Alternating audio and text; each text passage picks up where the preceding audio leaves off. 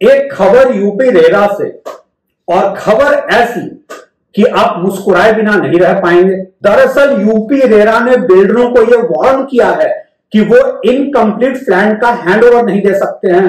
उफ, इस मासूमियत को मैं क्या नाम दूं। वार्निंग? क्या रेरा बिल्डरों की गलतियों पे सिर्फ वार्निंग देने के लिए है? वार्निंग का क्या मतलब होता है? अगर आपके पास ऐसे कंप्लेंट्स हैं, अगर आपके पास इंफॉर्मेशन है, तो आप सिर्फ वार्निंग क्यों दे रहे हैं? आप पेनाल्टी क्यों नहीं लगाते?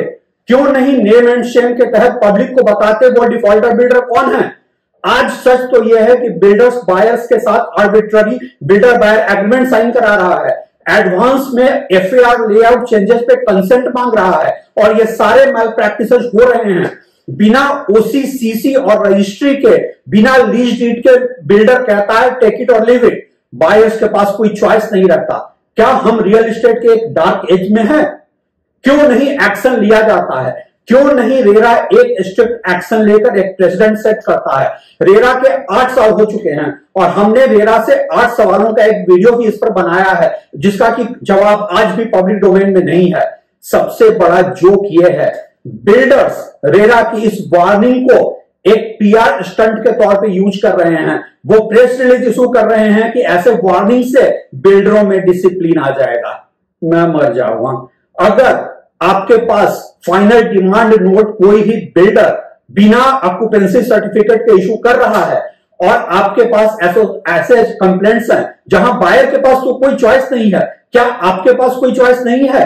क्यों नहीं आप एडवाइजरी इशू करने की और वार्निंग देने की जगह एक्शन लेते हैं? बायर्स के पास आज क्या ऑप्शन है? बिल्डर जो कहे, जैसे कहे मानना पड़ता है, नहीं तो लेंदी और कॉस्टली लिटिगेशन में जाना पड़ता है।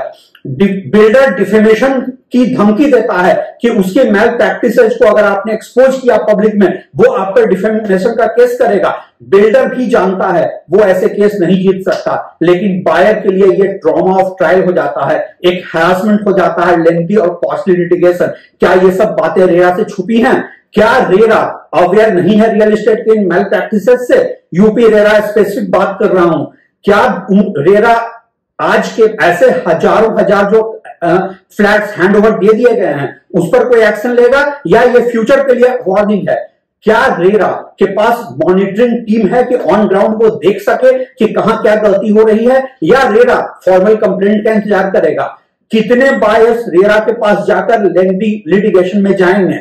कंज्यूमर कोर्ट्स के पास आज बायर जाना चाहता है, रेरा के पास नहीं जाना चाहता है। सबसे बड़ा क्रिटिकल इशू है, क्या रेरा इस देश की ग्राउंड रियलिटी को, रियल एस्टेट की ग्राउंड रियलिटी को 8 साल के बाद भी नहीं समझ पाया है? मेरे ख्याल से जवाब हम सब जानते हैं।